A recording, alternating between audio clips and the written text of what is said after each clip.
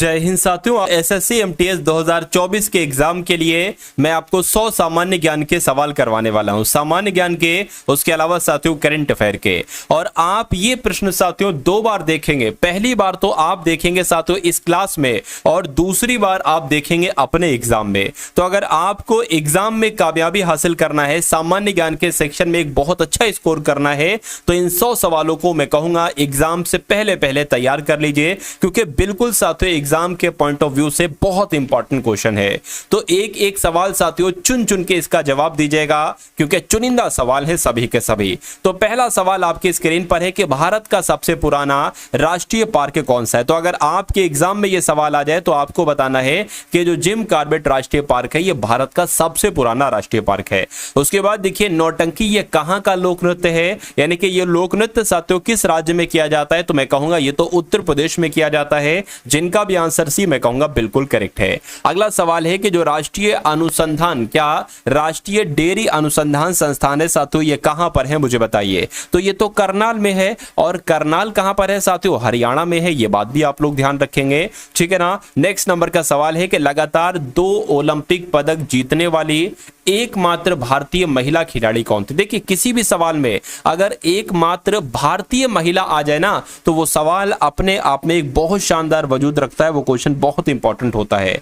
तो मैं कहूंगा साथियों लगातार 2 ओलंपिक पदक जीतने वाली एकमात्र भारतीय महिला खिलाड़ी कौन थी, पीवी सिंधु थी। आप लोग ध्यान रखेंगे, आंसर आपका जाएगा बी के साथ। नेक्स्ट नंबर का सवाल है कि ऑफ ब्रेक ये शब्द का इस्तेमाल किस खेल में किया जाता है मुझे बताइए। तो इसका इस्तेमाल तो क्रिकेट में किया जाता है। क्या आपसे डायरेक्ट सवाल पूछा जाएगा कि ऑफ ब्रेक शब्द का इस्तेमाल किस खेल में किया जाता है, तो क्रिकेट के खेल में किया जाता है। अंतरराष्ट्रीय पृथ्वी दिवस साथियों कब मनाया जाता है मुझे बताइए। तो ये तो 22 अप्रैल को मनाया जाता है। कौन सा दिवस, अंतरराष्ट्रीय पृथ्वी दिवस की अगर बात करते हैं तो यह कब मनाया जाता है, 22 अप्रैल को। अगला सवाल देखिए कि विश्व जल संरक्षण दिवस कब मनाया जाता है। ये दोनों सवाल पूछे गए हैं, और एक बार 10 बार साथियों पूछे गए हैं। तो इस बार भी आपसे पूछा जा सकता है कि विश्व जल संरक्षण दिवस कब मनाया जाता है, तो 22 मार्च को मनाया जाता है। उसके बाद देखिए किस शासक ने बौद्धों के विश्वविद्यालय की स्थापना के लिए विख्यात विक्रमशिला विश्वविद्यालय की स्थापना करवाई थी। यानी कि आपसे पूछा जा रहा है किस शासक ने बौद्धों के लिए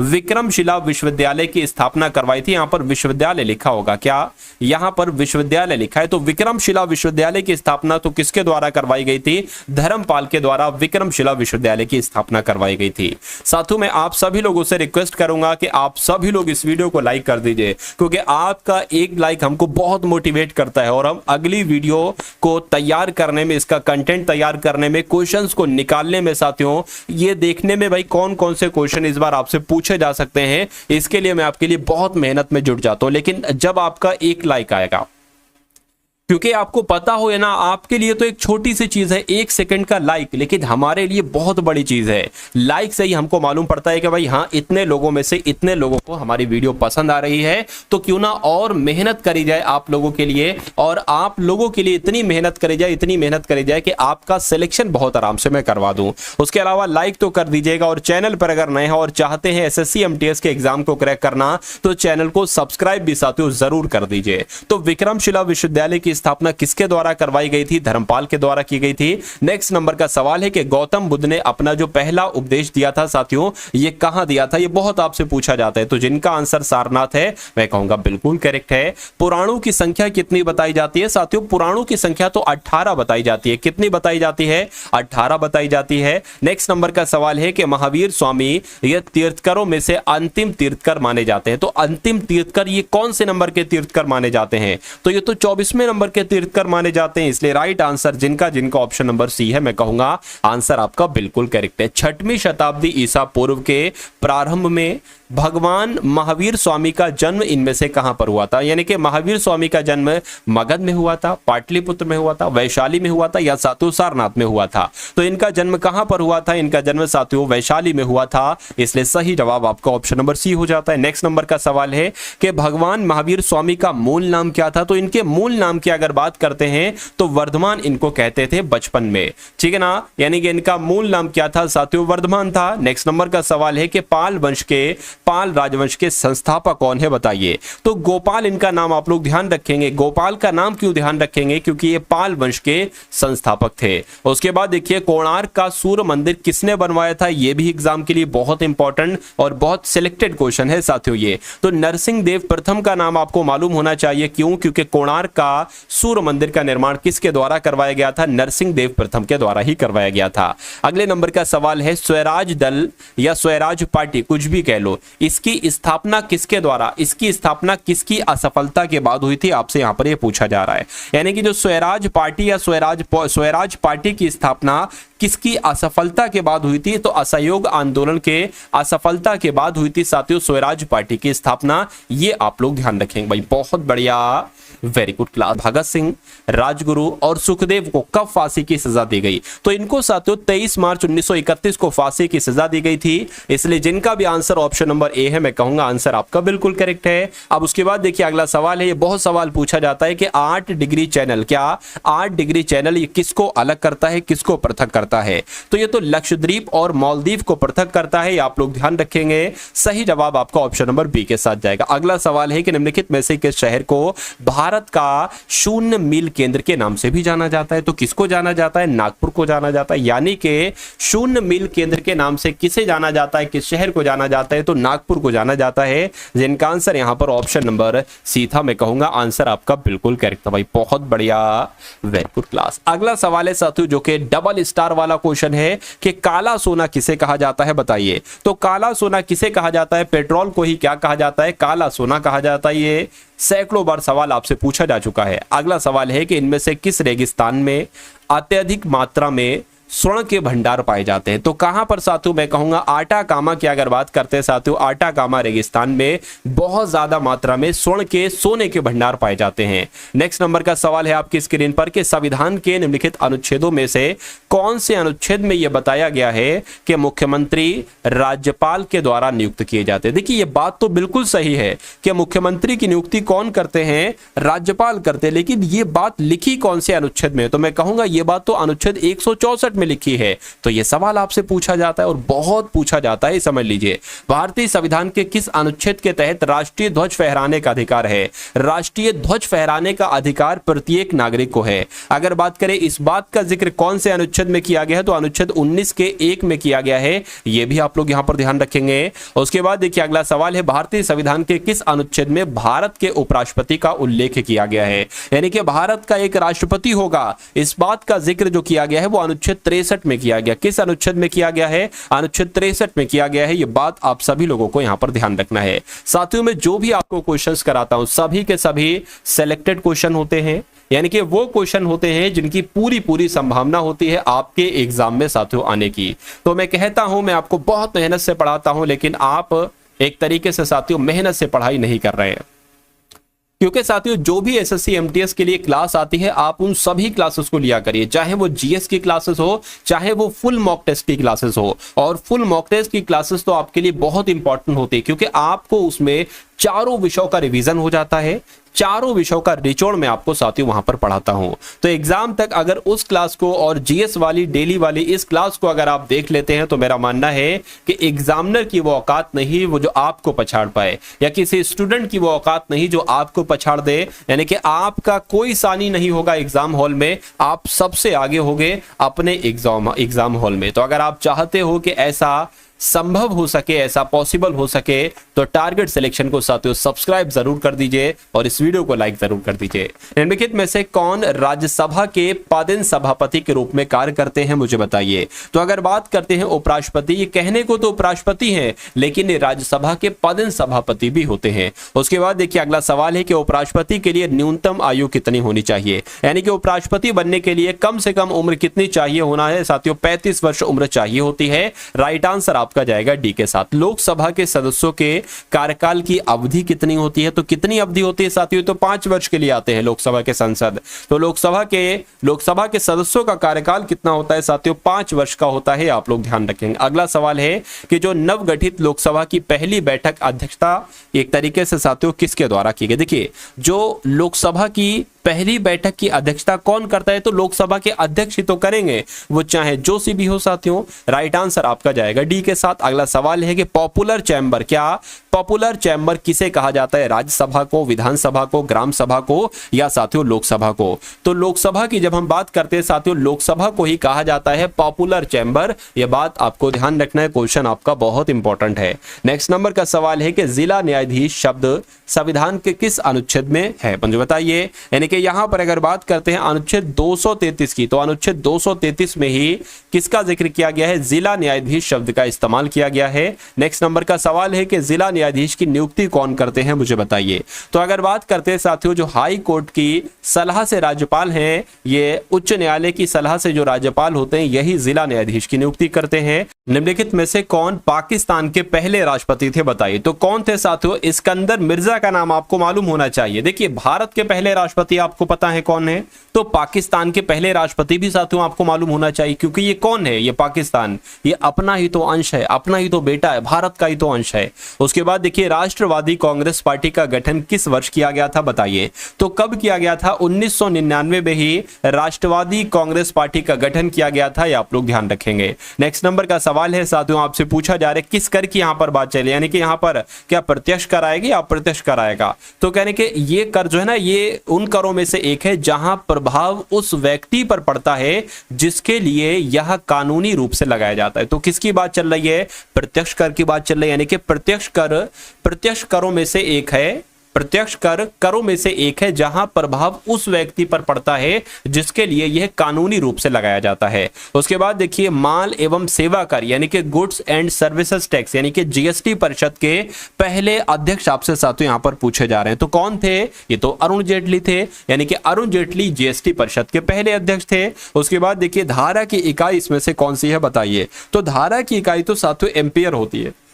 क्या होती है? धारा की इकाई क्या होती है? एम्पियर होती है। अगला सवाल है कि 1 मीटर में कितने माइक्रोमीटर होते हैं साथियों? मुझे बताइए। क्या 1 मीटर में साथियों कितने माइक्रोमीटर होते हैं? फटाफट बताइए। तो 10 लाख होते हैं। और 10 लाख कहां पर लिखा हुआ है साथियों? ऑप्शन नंबर सी में लिखा हुआ है, ठीक है ना। चलिए, उसके बाद देखिए, अगला सवाल है कि निम्नलिखित सब्जियों में सर्वाधिक विटामिन सी पाया जाता है। ऐसी कौन सी सब्जी है जिसमें विटामिन सी पाया जाता है साथियों? फटाफट बताइए।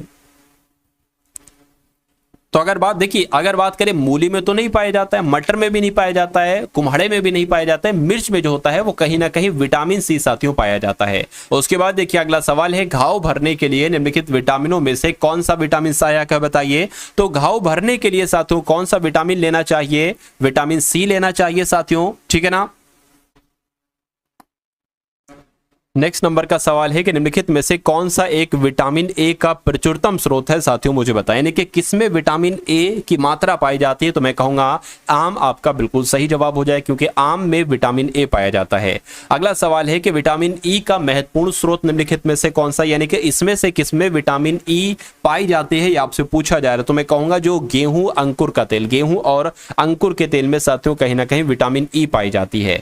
उसके बाद देखिए, निम्नलिखित में से किस रोग को हैंसेन रोग के रूप में जाना जाता है साथियों? फटाफट क्या होगा आपका राइट आंसर? मुझे बताइए। तो हैंसेन रोग की अगर बात करते हैं साथियों, आप लोग ध्यान रखेंगे, जो कुष्ठ रोग होता है, कुष्ठ रोग को हैंसेन रोग भी कहा जाता है। तो अगर आपके एग्जाम में ये सवाल आ जाए तो आपको क्या लगा देना है, जो मैंने आपको बताया है, आयोडीन के अपर्याप्त सेवन के कारण निम्नलिखित में से कौन सा रोग हो जाता है, ठीक है ना। यानी कि आयोडीन जितनी लेना चाहिए आपको, उतनी अगर आप नहीं ले पा रहे हैं तो कौन सा रोग हो जाएगा? तो घेंगा रोग हो जाएगा। घेंगा रोग कौन सा ऑप्शन में? ऑप्शन नंबर ए वाले में है। तो इस सवाल का जवाब आपका ए के साथ जाएगा। रेबीज का मुख्य लक्षण क्या है? मुझे बताइए। तो रेबीज की यहां पर साथियों बात की गई है, जैसे कि जब किसी को रेबीज रोग हो जाता है तो कैसे पहचानेंगे हाँ भाई इसको रेबीज रोग हो गया है?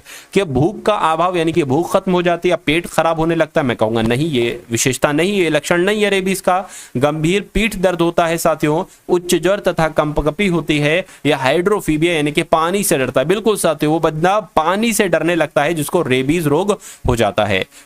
पीलिया होने की दशा में इनमें से कौन सा अंग प्रभावित हो जाता है, यानी कि जब पीलिया हो जाता है तो शरीर का कौन सा अंग सबसे ज्यादा प्रभावित होता है, यकृत साथियों प्रभावित होता है। उसके बाद देखिए मधुमेह के लक्षण क्या है, यानी कि जब डायबिटीज हो जाती है, किसी को मधुमेह हो जाता है तो साथियों कैसा, क्या कम पेशाब होता है, भूख ह्रास और थकान लगती है, पेशाब नहीं आता है या बारंबार पेशाब आता है और असामान्य प्यास लगती है। तो असामान्य प्यास लगती है और बार बार पेशाब लगता है तो मैं कहूंगा मधुमेह का ये लक्षण है। ये सवाल आपके एग्जाम में साथियों आ सकता है। उसके बाद देखिए 82.5 डिग्री पूर्व देशांतर भारत के लिए क्यों महत्वपूर्ण है, तो ये भारत के लिए साथियों क्यों महत्वपूर्ण है, क्या ये भारत की जलवायु पर प्रभाव डालता है, नहीं, ये भारतीय मानक समय का निर्धारण करता है। बिल्कुल सही साथियों, राइट आंसर आपका जाएगा ऑप्शन नंबर बी के साथ, ठीक है ना। यानी कि जो 82.5 डिग्री पूर्वी देशांतर ये भारतीय मानक समय का निर्धारण करता है। अगला सवाल है कि नाथुला दर्रा भारत को उसके किस पड़ोसी देश से जोड़ता है, बताइए। तो किससे जोड़ता है साथियों, चीन से जोड़ता है। यानी कि जो नाथुला दर्रा है ये भारत को उसके, ठीक है ना, भारत को उसके किस पड़ोसी देश से जोड़ता है, तो चीन से जोड़ता है। नेक्स्ट नंबर का सवाल है कि उत्तर पश्चिम में भारत भूमि की सीमाएं किस देश के साथ लगी हुई हैं, तो किस देश के साथ साथियों लगी हुई हैं। अगर आपसे सवाल आ जाए तो पाकिस्तान आपको बता देना है, ठीक है ना। राइट आंसर आपका ऑप्शन नंबर डी है। नेक्स्ट नंबर का सवाल है कि कितने भारतीय राज्यों की सीमाएं नेपाल के साथ जुड़ी हुई है, तो मैं कहूंगा 5 भारत के ऐसे राज्य हैं जिनकी सीमाएं जो है ना वो नेपाल के साथ टच करती हैं। राइट आंसर आपका डी हो जाता है। अगला सवाल है कि भारत का कौन सा राज्य माझा, दोआब और मालवा क्षेत्र में विभाजित है, तो किसकी बात चल रही है साथियों, पंजाब की बात चल रही है। आप लोग ध्यान रखेंगे कि भारत का जो पंजाब है ना साथियों माझा, दोआब और मालवा क्षेत्रों में विभाजित है। उसके बाद देखिए अगला सवाल है कि मैकमोहन रेखा सीमा रेखा बनाती है, यानी कि मैकमोहन रेखा किन दो देशों के बीच है, तो मैं कहूंगा भारत और चीन के बीच है क्या, मैं कहूंगा बिल्कुल सही साथियों, मैकमोहन रेखा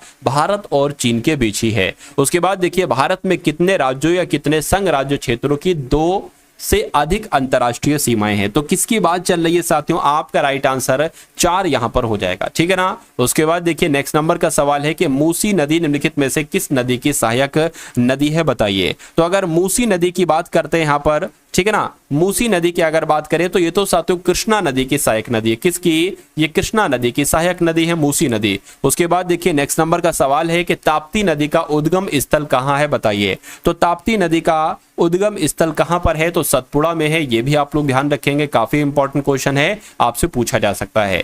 उसके बाद देखिए बारी दोआब किसके किसके बीच है, यानी कि बारी दोआब ये आपसे पूछा भी जा चुका है कई बार। तो बारी दोआब जो है ना किन 2 नदियों के बीच है, तो मैं कहूंगा व्यास और रावी के बीच है। क्या व्यास नदी और रावी नदी के बीच साथियों कौन सा दोआब है, तो बारी दोआब है। उसके बाद देखिए निम्नलिखित में से किस नदी को व्याथ कहा जाता है, क्या कहा जाता है साथियों, यानी कि कौन सी नदी को व्याथ कहा जाता है, तो मैं कह सकता हूं झेलम नदी को क्या कहा जाता है, व्याथ कहा जाता है। राइट आंसर आपका ऑप्शन नंबर ए हो जाता है। उसके बाद देखिए निम्नलिखित में से कौन सी नदियां पश्चिमी दिशा की ओर बहती हैं और अरब सागर में मिलती हैं, बताइए। तो किसकी बात चल रही है साथियों, नर्मदा और ताप्ती की बात चल रही है, यानी कि नर्मदा और ताप्ती ये 2 नदियां पश्चिम की दिशा की ओर बहती हैं और अरब सागर में मिलती हैं जाकर। अगला सवाल देखिए उत्तर प्रदेश में जो त्रिवेणी संगम है इसमें इनमें से कौन सी नदियां मिलती हैं, तो अगर बात करते हैं साथियों देखिए आप सभी को मालूम होना चाहिए गंगा यमुना सरस्वती मिलती है। तो आपका सही जवाब क्या होगा, ऑप्शन नंबर ए के साथ जाएगा। यानी कि जो यूपी में त्रिवेणी संगम है इसमें कौन सी नदियां मिलती हैं, गंगा यमुना और सरस्वती। उसके बाद देखिए किस भारतीय राज्य में हेमेटाइट के सबसे ज्यादा भंडार हैं, बताइए। तो अगर बात करते हैं यहां पर ओडिशा की, तो आप लोग ध्यान रखेंगे ओडिशा में हेमेटाइट के सर्वाधिक भंडार हैं।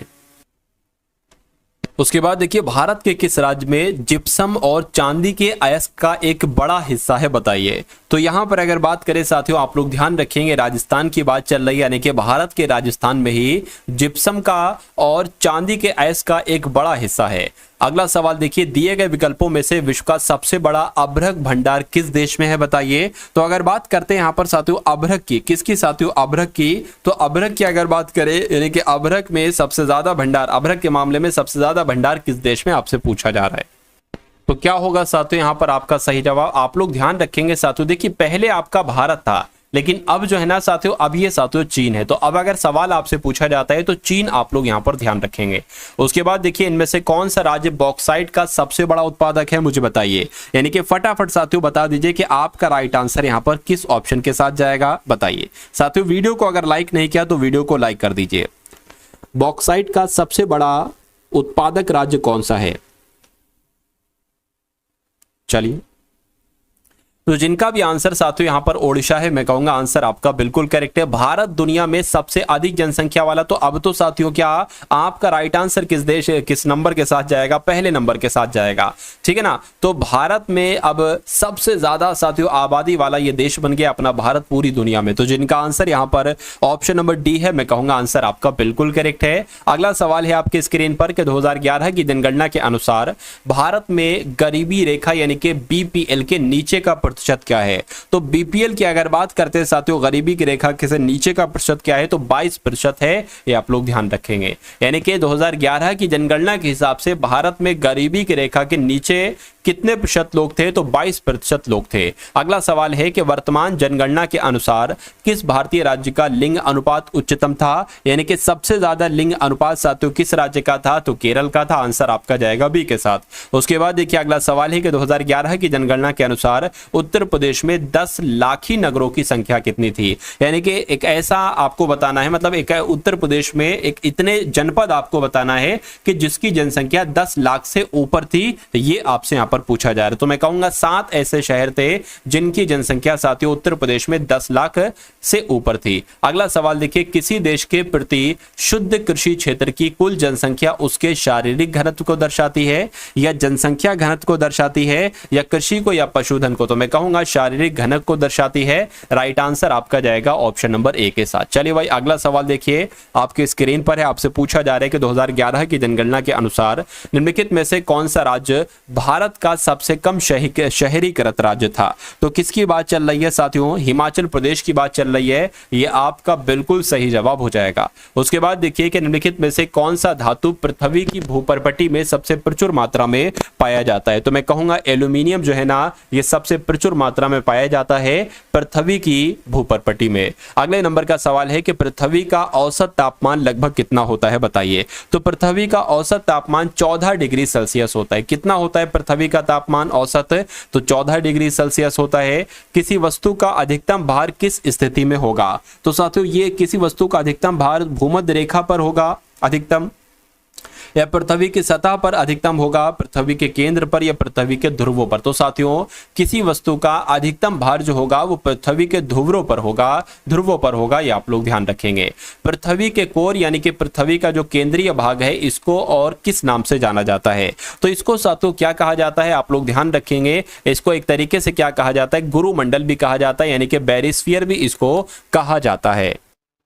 पृथ्वी की सबसे पतली परत है तो मेंटल है, आउट कोर है, या इनर कोर है, या साथियों क्रस्ट है? तो मैं कहूंगा जो क्रस्ट है ना, ये पृथ्वी की सबसे पतली परत है। आंसर आपका जाएगा ऑप्शन नंबर सी के साथ। अगला सवाल है कि अधिकांश भूपर्पटी किस शैल से बनी होती हैं? तो अगर आपके एग्जाम में ये सवाल आ जाए तो आपको बताने कि जो अधिकांश भूपर्पटी है ये साथियों आग्नेय शैल से बनी होती है। किस शैल से बनी होती है? आग्नेय शैल से बनी होती है। अगला सवाल है किसके गुरुत्वाकर्षण के कारण ज्वार भाटा आता है? ये क्वेश्चन आपसे सैकड़ों बार पूछा जा चुका है। तो इस क्वेश्चन का राइट आंसर मुझे बताइए, पृथ्वी का चंद्रमा पर या पृथ्वी का सूर्य? मैं कहूंगा साथियों पृथ्वी पर सूर्य और चंद्रमा का क्या किसके गुरुत्वाकर्षण से? तो पृथ्वी पर सूर्य और चंद्रमा के गुरुत्वाकर्षण की वजह से ज्वार भाटा आता है। ये आप लोग ध्यान रखेंगे। राइट आंसर आपका जाएगा सी के साथ। चलिए भाई उसके बाद देखिए अगला सवाल है कि पृथ्वी के स्थल पृष्ठ का कितना भाग रेगिस्तान है? तो कितना भाग साथियों? 5वां भाग रेगिस्तान है। ये आप लोग ध्यान रखेंगे। उसके बाद देखिए कि आपसे पूछा जा रहा है साथियों मोहोरोविकिक यानी कि मोहो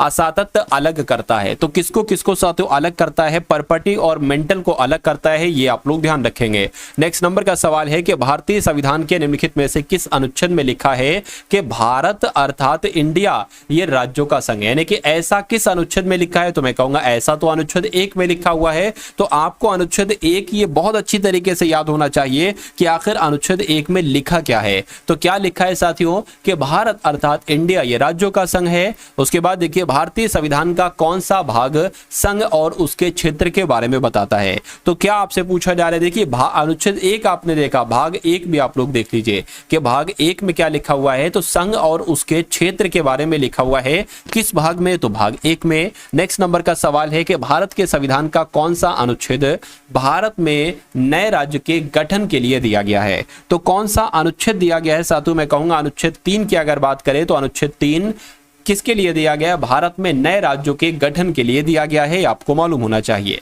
उसके बाद देखिए, भारतीय संविधान के केंद्र शासित प्रदेशों से निम्नलिखित में से कौन सा भाग संबंधित है? तो कौन सा भाग संबंधित है साथियों? भाग 8 संबंधित है। ये आपका क्या होगा साथियों? ये आपका बिल्कुल करेक्ट आंसर हो जाएगा, ठीक है ना। नेक्स्ट नंबर का सवाल है कि भारत के संविधान का कौन सा भाग कल्याणकारी राज्य के आदर्श की घोषणा करता है? तो क्या आपका साथियों यहां पर राइट आंसर हो सकता है? तो जो राज्य के नीति निदेशक तत्व है ना, यही तो साथियों कल्याणकारी राज्य के आदर्श की घोषणा करते हैं। सही जवाब जिनका ऑप्शन नंबर ए है, मैं कहूंगा आंसर आपका बिल्कुल करेक्ट है। उसके बाद देखिए, अगला सवाल है आपकी स्क्रीन पर, बता दीजिए कि संविधान के किस भाग में संघीय न्यायपालिका है? बताइए। तो भारत के किस भाग की बात चल रही है साथियों? भाग 5 की बात चल रही है, यानी कि संविधान के 5 भाग में संघीय न्यायपालिका है। अगला सवाल है कि किस अधिनियम के अंतर्गत भारत में सबसे पहले सर्वोच्च न्यायालय की स्थापना हुई थी? तो बहुत इंपॉर्टेंट क्वेश्चन है साथियों, फटाफट बताइए। तो रेगुलेटिंग एक्ट 1773 की अगर बात करते, इसके अंतर्गत ही भारत में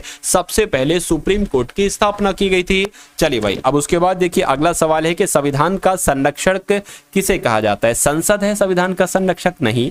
भारत का महाधिवक्ता है राष्ट्रपति, सर्वोच्च न्यायालय में कहूंगा साथियों, जो सुप्रीम कोर्ट है, सर्वोच्च न्यायालय है, यही संविधान का संरक्षक कहलाया जाता है। राइट आंसर आपका जाएगा डी के साथ। नेक्स्ट नंबर का सवाल है आपकी स्क्रीन पर साथियों, देखिए और मुझे बताइए सही जवाब क्या होगा। पूछा जा रहा है कि सर्वोच्च न्यायालय के न्यायाधीश के रूप में योग्य होने के लिए एक व्यक्ति को उच्च न्यायालय में कितने वर्षों की न्यूनतम अवधि तक कार्य का अनुभव होना चाहिए? यानी कि अगर कोई व्यक्ति है वो सुप्रीम कोर्ट में काम करना चाहता है, तो उसको उससे पहले एक शर्त है कि उसने हाई कोर्ट में भी, किसी राज्य के हाई कोर्ट में काम किया होना चाहिए। तो पूछा जा रहा है कितने वर्षों का उसको एक्सपीरियंस चाहिए हाई कोर्ट में? तो कम से कम 10 सालों का साथियों, 10 साल तक अगर उसने हाई कोर्ट में काम किया है तो वो सुप्रीम कोर्ट में काम करने के लायक हो सकता है।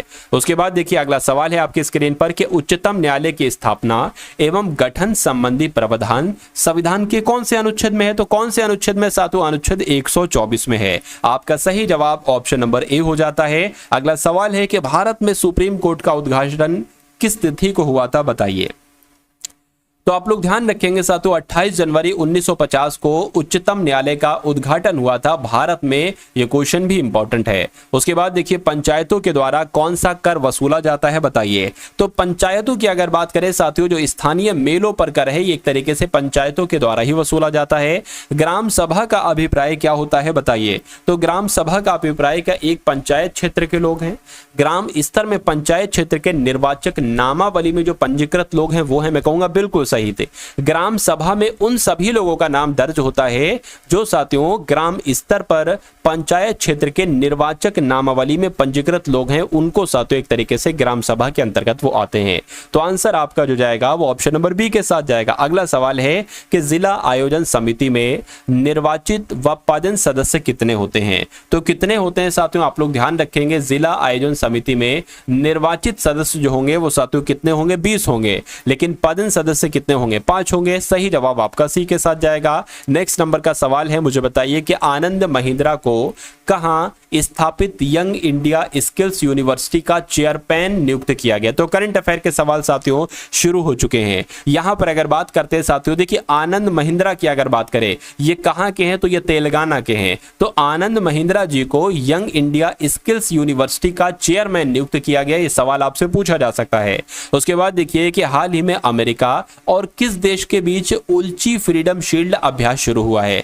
तो किसके बीच हुआ है? दक्षिण कोरिया, यानी कि अमेरिका और दक्षिण कोरिया के बीच उल्ची फ्रीडम शील्ड अभ्यास शुरू हुआ है। आप लोग ध्यान रखेंगे। उसके बाद देखिए, कौन सा देश भारत को 1000 मेगावाट बिजली का निर्यात करेगा? तो कौन करेगा साथियों? नेपाल करेगा, यानी कि नेपाल देश भारत को 1000 मेगावाट बिजली का निर्यात करेगा। ये आप लोग ध्यान रखेंगे। उसके बाद देखिए कि किसने वेस्टर्न इंडिया बिलियर्ड्स फाइनल जीता है? तो किसने जीता है साथियों? पंकज आडवाणी ने जीता है। ये आप लोग ध्यान रखेंगे। राइट आंसर जिनका ऑप्शन नंबर बी मैं कहूंगा बिल्कुल करेक्ट है।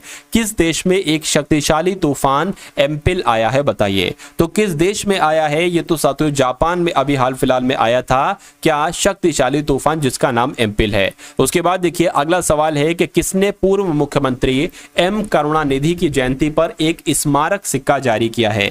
तो किसने साथियों जारी किया है? राजनाथ सिंह जी ने साथियों पूर्व मुख्यमंत्री एम करुणानिधि की जयंती पर एक सिक्का जारी किया है राजनाथ सिंह के द्वारा। उसके बाद देखिए नेक्स्ट नंबर का सवाल है कि किस देश ने हैजा प्रकोप की घोषणा की है, तो किस देश ने की है, सूडान देश की अगर बात करें तो सूडान देश के द्वारा हैजा प्रकोप की घोषणा की गई है। उसके बाद देखिए हाल ही में किस विश्वविद्यालय ने सुरक्षा के लिए उन्नत साइनाइड सेंसर विकसित किया है, तो किसने किया है साथियों, केरल विश्वविद्यालय के द्वारा ही सुरक्षा के लिए उन्नत साइनाइड सेंसर विकसित किए गए हैं। ये आप लोग ध्यान रखेंगे, यानी कि आंसर जिनका ऑप्शन नंबर सी है मैं कहूंगा बिल्कुल करेक्ट है भाई, बहुत बढ़िया, वेरी गुड क्लास। तो आपने साथियों यहां पर देखे जीएस के प्लस करंट अफेयर के टोटल 100 क्वेश्चन। ये क्लास की अगर बात करें मैं कोशिश करूंगा कि डेली आपकी 100 सवालों की ऐसी क्लास हो, मैं कोशिश करूंगा, ठीक है ना। तो आप लोग साथियों चैनल पर नए हैं तो चैनल को सब्सक्राइब करके जाइएगा, वीडियो को लाइक नहीं किया तो वीडियो को तुरंत लाइक कर दीजिएगा।